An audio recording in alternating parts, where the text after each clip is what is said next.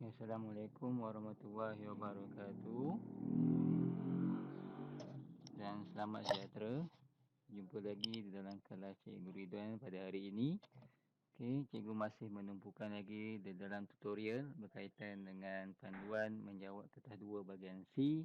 Tajuk tumpuan kita adalah tajuk gelombang, iaitu dari tingkatan 4, silibus terbaru KSSM. So, kita tengok pada soalan yang Cikgu sediakan hari ini. Okey, dekat sini kita ada satu soalan. Okey, gambar raja sebuah kapal di mana dekat sini terdapat pemantau gemar di atas kapal yang digunakan oleh nelayan untuk menentukan kedudukan kedalaman laut lah. So, anda ditugaskan untuk menyelidik ciri-ciri gelombang yang sesuai digunakan. Jadi sebelum itu, suka cikgu membuat revision sedikit berkaitan dengan ciri-ciri gelombang yang dipantulkan lah, ataupun ciri-ciri gelombang selepas mengalami fenomena pantulan. So, gelombang yang mengalami pantulan sifatnya antara banyak-banyak ataupun yang paling glamour atau paling yang mudah adalah yang kita ingat adalah yang inilah sudut tuju sama dengan sudut pantulan. Kemudian panjang gelombang itu lambda tidak berubah, kekal mala. Kemudian frekuensi juga tidak berubah. Laju juga tidak berubah. Yang berubah cuma pada arah perambatan lah. Dan berubah ini dengan keadaan sudut tuju dengan sudut pantulan yang masih sama. Tetapi arah perambatan untuk gelombang yang mengalami fenomena pantulan, arah perambatannya berubah. Contoh yang kamu lihat ni dalam gambar raja yang cikgu sediakan ini, bagaimana proses ini berlaku adalah gelombang ditembak ke bahagian dasar dan dipantulkan semula ke kapal lah. Sama ada digunakan untuk mengesan kelompok ikan ataupun ke kedalaman. So, kita lihat pada soalan yang cikgu sediakan. So, nyatakan satu fenomena. Soalan di sini adalah fenomena yang menghasilkan gema. So, jawapan di sini adalah pantulan gelombang lah. Jawapan untuk soalan ni adalah pantulan gelombang. Sebab pantulan ni dia menghasilkan gema. Okey. Kemudian soalan yang kedua, gelombang radio. Ni yang bahasa Melayu ini baca yang bahasa Melayu untuk yang bahasa Inggeris translate Gelombang radio digunakan untuk mengesan kedudukan kapal terbang dan teknik sonar digunakan untuk mengesan kedudukan ikan di bawah kapal. So, inilah kita lihat di sini. Gelombang radio digunakan untuk mengesan kapal terbang. Dan teknik sonar digunakan untuk mengesan kedudukan ikan di bawah kapal. Jadi, soalan yang pertama, nyatakan perbezaan. Nyatakan perbezaan antara gelombang radio dengan gelombang bunyi. Dan seterusnya terangkan mengapa laju gelombang bunyi lebih tinggi di dalam air berbanding di dalam udara. Okey, kita terus pergi pada soalan yang pertama lah, nyatakan perbezaan. So, cikgu telah siap-siap nyatakan di sini berkaitan dengan perbezaan berkaitan dengan gelombang bunyi dan juga gelombang radio. Senanglah jimat sedikit masa. So, apa yang kamu nampak dekat sini gelombang radio adalah gelombang melintang, kemudian gelombang bunyi adalah gelombang membujuk. Ini adalah perbezaan dan setiap soalan perbezaan baik dibuat di dalam bentuk jadual. Manakala gelombang radio dia merambat tanpa medium, manakala gelombang bunyi merambat dengan medium. Yang gelombang radio mempunyai panjang gelombang yang panjang, manakala gelombang bunyi mempunyai panjang gelombang yang pendek. Jadi, perbezaan ini menjawab soalan kita yang pertama tadi. Nyatakan perbezaan antara gelombang radio dengan gelombang bunyi. Jadi yang paling mudah kita ingat gelombang radio lah, sebab ianya mungkin kita tak kisahlah kamu mahir dengan gelombang radio atau gelombang bunyi, tak ada masalah. Tapi jika kamu ingat radio dan untuk gelombang bunyi adalah sebaliknya lah. Itu sahaja, itu mudah lah. Okey, yang mana perlukan medium, okey, gelombang radio boleh merambat tanpa medium, dan ianya merupakan gelombang bintang, iaitu getaran saraf sentiasa bersenjang dengan arah perambatan, dan gelombang radio ni mempunyai panjang gelombang yang panjang. Okey, kemudian soalan yang berikutnya, ada dinyatakan tadi, terangkan kenapa halaju bunyi lebih tinggi dalam air berbanding udara. Berbanding udara, kalau kita perhatikan dekat sini, air lebih tumpat lah. Kalau kita berdasarkan pengetahuan sedia ada, kita faham air lebih tumpat daripada udara. So persoalannya dekat sini, kenapa halaju bunyi lebih tinggi dalam air tetapi bukannya udara? So jawapannya yang pertama dekat situ, okey, yang tadi itu 2 markah, so soalan yang ni juga 2 markah lah. Yang pertama, okey, jawapannya adalah jarak antara molekul air, jarak antara molekul air lebih rapat, lebih rapat berbanding molekul udara. Okey, yang kedua, tenaga bunyi. Okey, sebab itu tenaga bunyi boleh dipindahkan dengan cepat, sebab gelombang bunyi ni memerlukan medium untuk merambat. Jadi apabila jarak antara molekul air lebih rapat berbanding molekul udara, maka tenaga bunyi ni lebih mudah dipindahkan antara molekul dengan molekul yang lainlah. Itu jawapan lah, jawapan yang dicadangkan untuk soalan ini. Terangkan kenapa halaju bunyi lebih tinggi dalam air berbanding dalam udara. Okay, seterusnya soalan yang membuat pilihan ini. Okay, jadual 1 menunjukkan spesifikasi 5 gelombang.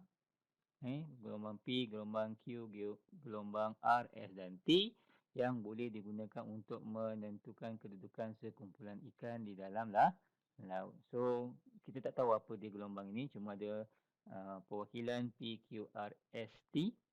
Kemudian dekat sini kita ada 1, 2, 3, 4 ciri-ciri lain lah. Jadi kita kena cari yang manakah yang paling sesuai. So, kita dah faham tadi, kita perlukan gelombang yang mempunyai frekuensi yang tinggi lah. Dan kita faham gelombang yang sesuai dalam sini adalah gelombang membujur lah. Gelombang membujur. Kalau kita lihat dekat sini, manakah di antara P, Q, R, S, T ni bukan gelombang membujur? So, kita tengok dekat sini yang P bukan. P bukan. Kemudian R pun bukan. Kemudian T pun bukan. Jadi automatik kita tak perlu lihat P, R dan T untuk ciri-ciri yang lain. Kita terus fokus pada Q dan S sahaja. Kemudian kita tengok frekuensi. So, ini jelas sekali lah, frekuensi perlu tinggi. Jadi, untuk Q ini kita salahkan. So, akhirnya kita dengan mudah telah menemui lah, ataupun secara tidak langsung kita telah menemukan jawapan. Iaitu gelombang S. Cuma dekat sini ada perwakilan diberi dalam bentuk nombor lah. Yang ini kamu jangan sebut 1500, kamu sebut ianya lebih besar.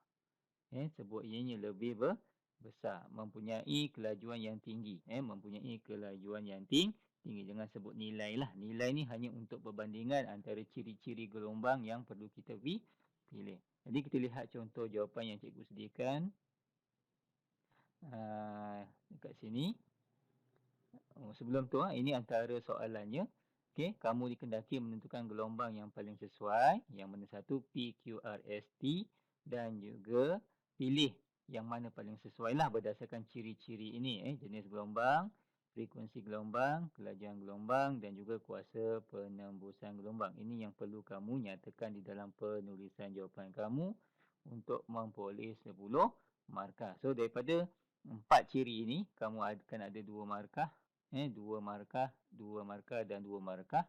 Dan 2 markah yang terakhir adalah kamu pilih gelombang mana yang sesuai beserta ciri-ciri yang kamu ulang. So, cikgu tunjukkan jawapan yang cikgu telah pilih di sini.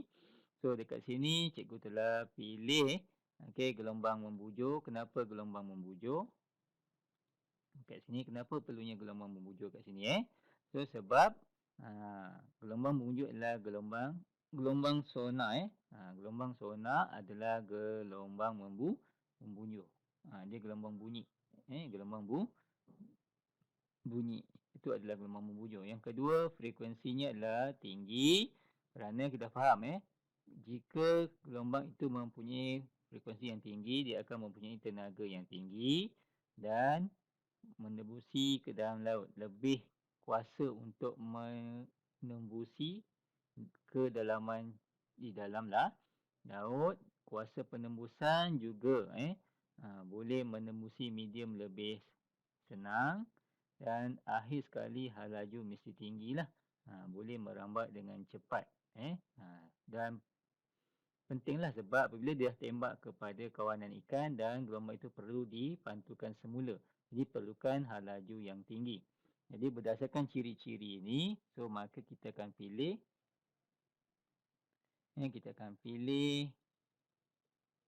S lah. Kita akan pilih gelombang sebabnya kita sebut baliklah. Kerana gelombang itu adalah gelombang membujur. Sebab gelombang membujur, sebut je balik. Lagi frekuensi yang tinggi. Kemudian kuasa penembusan yang tinggi.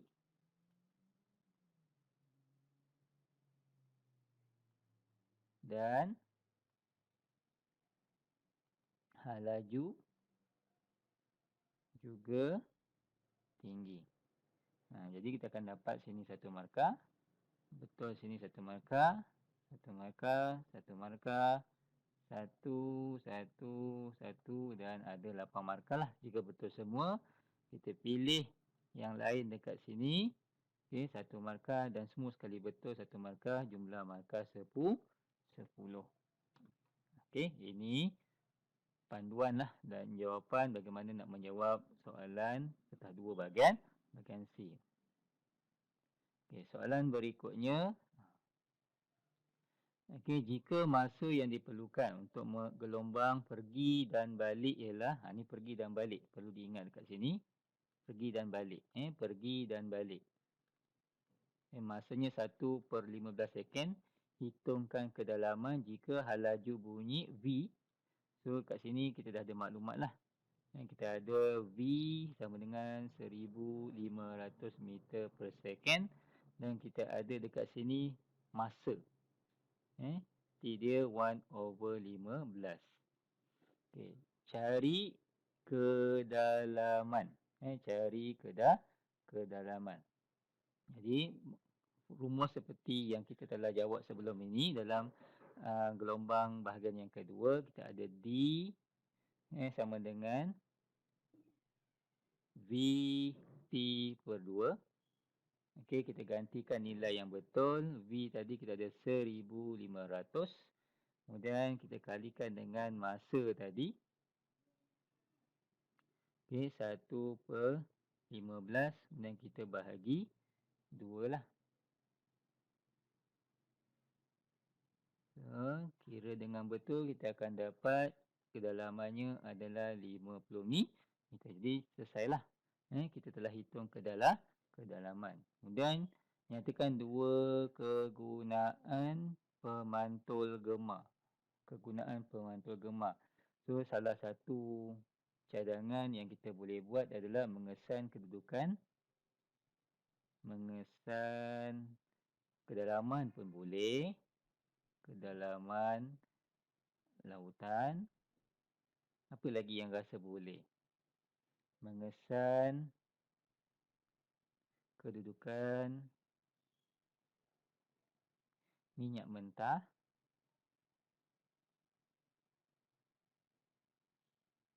Atau objek yang kita cari mungkin kapal karam. Okey. Okey, lain daripada tu yang kita rasa lebih dekat, mengesan kedudukan bayi. Bayi dalam kandungan lah. Ini scan lah, biasa kita sebut scan lihat kedudukan bayi di dalam rahim. Okey, kita pergi pada soalan yang berikutnya di sini. Soalan lain. Okey, soalan kita ikut diagram 3 ni, maksudnya soalan 3 lah, biasanya begitu. Darjah 3 menunjukkan penjana frekuensi audio disambung kepada pembesar suara dan diletakkan berdekatan satu penjuru dinding. 3 orang murid. Kat sini kita ada 3 murid ni, A, B dan C berdiri penjuru yang bersebelahan. Penjana dan pembesar suara dapat menghasilkan bunyi pada kelajuan yang sama. Ini syarat dia. Tetapi dengan kelansingan yang berbeza. Kita kat situ kita ada kelansingan perkataan. So, soalannya. Soalannya, nyatakan kuantiti fizik yang mempengaruhi kelansingan bunyi. So, jawapan di situ adalah frekuensi lah. Jawapannya adalah frekuensi. Frekuensi. Okey, satu lagi kita ada kenyaringan. Tambahan sedikit. Kenyaringan. Kalau kenyaringan dipengaruhi oleh amplitud lah. Kalau kelansingan dipengaruhi oleh frekuensi. Okey. Apabila bunyi dengan kelansingan tinggi dijana. Okey, apabila bunyi dengan kelansingan tinggi dijana, hanya murid C dapat mendengar bunyi itu dengan jelas. Apabila bunyi dengan kelansingan rendah,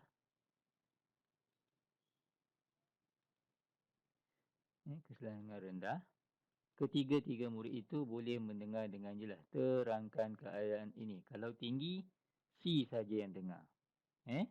Kalau tinggi. Kalau rendah, semua sekali boleh dengar. Semua sekali. Kalau rendah, semua A boleh dengar, B boleh dengar, C juga boleh dengar. Jadi jelaskanlah. So, cikgu dah tuliskan cadangan dekat sini. Okey, cadangan yang pertama kita boleh tengok dekat sini. Apakah jawapan tulisannya? Okey, bunyi kelansingan tinggi. Ini poin yang pertama lah sebab dia nak 4 markah. Okey, bunyi kelansingan tinggi mempunyai frekuensi yang tinggi dan panjang gelombang yang pendek. Okey, frekuensi berkadar songsang dengan panjang gelombang. Ini frekuensi pula berkadar songsang dengan panjang gelombang. Ini dia punya pernyataan lah. Maksudnya kalau frekuensi tinggi, panjang gelombangnya pendek. Kalau panjang gelombangnya pendek, frekuensinya tinggi. Ini membawa maksud pada yang pertama ni, bunyi kelansingan tinggi. Bunyi kelansingan tinggi mempunyai frekuensi tinggi dan panjang gelombang yang pendek. Kedua, bunyi tidak dibelau dengan baik oleh penjuru sebab dia mempunyai kelansingan tinggi. Hanya pelajar C yang dapat dengar. Itu sebab dia. Kenapa pelajar C saja yang dapat dengar? Sebab tidak dibelaukan dengan baik apabila kelansingannya tinggi dan frekuensinya tinggi. Kemudian, poin yang ketiga, apabila dengan kelansingan yang rendah dekat sini, bila bunyi dengan kelansingan yang rendah, mempunyai frekuensi yang rendah dan panjang gelombang yang lebih panjang. So, kesannya bunyi boleh dibelaukan dengan lebih baik oleh penjuru. Sebab itulah semua pelajar boleh dengar dengan baiklah. Pelajar ABC tadi boleh dengar dengan baik. Itu menjelaskan bagaimana 4 markah dapat diperoleh daripada soalan ini. Okey, cikgu tulis awal-awal supaya jimat masa lah. Kemudian soalan yang seterusnya, ini adalah soalan pun cikgu dah tunjuk berkaitan dengan pemancar dalam tutorial gelombang dalam bahagian yang kedua. Okey, yang cikgu pesan bahawa jawapan pada soalan tersebut boleh kita semula lah. Jadi ini menunjukkan sistem radar. Ini menunjukkan sistem radar di sebuah lapangan terbang lah. Kita ada pemancar dekat sini. So, jadual 3 menunjukkan spesifikasi 4 sistem radar KLMN yang boleh digunakan untuk menentukan kedudukan kapal terbang. So, dinyatakan di sini ciri-ciri yang diberikanlah kepada murid-murid untuk kamu pilih. Okey, kita ada diameter, kita ada jarak, ada jenis gelombang dan juga kita ada ketinggian. Dan suka cikgu ingatkan, nombor di sini kita menjawab dengan penjelasan lah, sama ada dia diameter besar ataupun diameter kecil. Jangan kita kata kita pilih diameter 10 tak. Kalau kita kata 10, kita kata kita pilih diameter piring parabola yang besar. Maksudnya macam itulah. Kalau kita kata 5, kita pilih diameter piring parabola yang kecil. Jadi dekat sini kita tengoklah ciri-ciri seperti pada soalan tadi. Kita jangkalah, kita pilih yang mana kita rasa yang paling betul lah. Okey, pertama kita tengok diameter. Kita tengok diameter ni yang mana agaknya, dan kita faham kalau kita recycle soalan dalam tutorial bahagian kedua itu, kita kata ini adalah salah satu jawapannya lah, kita pilih diameter yang besar. Jadi kita akan pangkah pada 5 dan juga 7, kita pilih. Jadi kita dah tak akan pilih lagi lah dan tak akan lihat pada radar L dan juga radar M. Kita hanya lihat pada radar K dan juga radar N. Kemudian kita tengok jarak penerima isyarat dari pusat parabola. So, kita nak jarak yang macam mana? Kita nak jarak yang macam mana? So, kalau berdasarkan ciri-ciri yang kita dapat ni, kita mesti ambil, mungkin kamu tak jelas lah. Kamu tak faham sama focal length ni, panjang fokus ni mesti sama dengan same as the focal length ni, sama dengan panjang fokus, mungkin kamu tak faham. Dan kurang daripada panjang fokus ni mungkin kamu tak faham. Kamu boleh lihat dulu pada ciri-ciri lain, jenis gelombang yang dipancarkan. Jadi kita tahu kat sini paling tepat adalah gelombang mikro, bukannya gelombang radio. Jadi automatik kamu telah pilih jawapan yang betul lah. Jadi secara tak langsung N ni kamu telah salahkan dan kamu telah pilih kita telah pilih radar yang paling sesuai. Cuma mungkin kamu tak jelas berkaitan dengan panjang fokus kenapa perlu sama. Tetapi dari ketinggian parabola dari bumi ni kamu dah faham. Tinggi kenapa perlu tinggi, sebab mengurangkan halangan lah ataupun tidak ada halangan. So soalannya adalah anda diminta mengenal pasti sistem radar yang sesuai. Kaji keempat-empat sistem radar itu berdasarkan diameter, kemudian jarak penerima isyarat, jenis gelombang dan ketinggian piring dari bumi.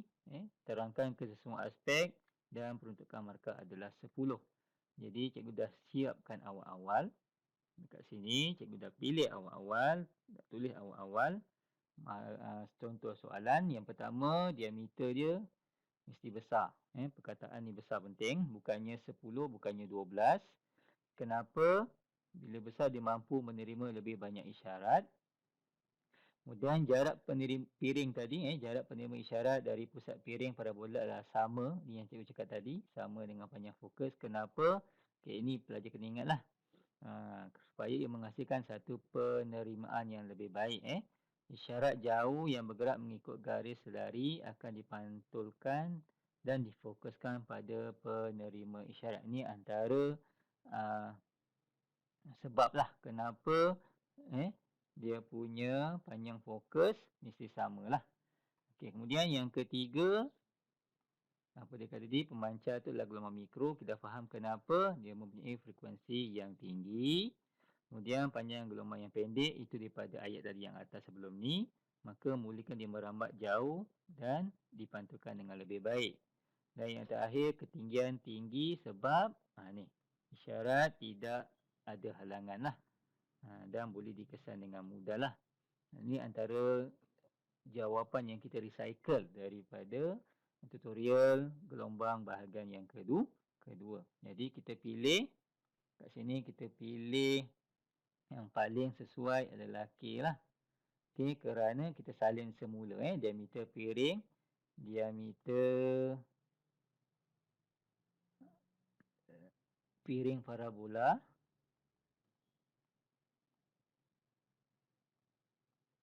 yang besar. Kemudian kita cakap lagi jarak penerima isyarat. Jarak penerima isyarat dari piring isyarat dari piring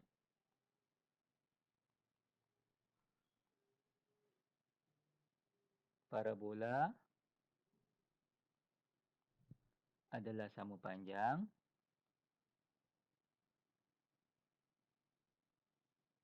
Okey, dua lagi apa dia? Gelombang mikro dan kat situ kita ada kedudukan parabola adalah tinggi dari bumi. Okey. Jadi dekat sini macam sama juga tadi kalau kita tanda. Okey, satu markah, satu markah, satu markah, satu markah, satu markah, satu markah, satu markah. Ini semua betul, pilih betul, ini semua betul, maka kita akan dapat 10 markah. So dalam jadual ni, kalau kita diameter betul tapi alasan kita salah, kita layak juga terima satu markah. Kalau alasannya betul tetapi ciri-ciri yang kita pilih salah juga dapat satu markah lah.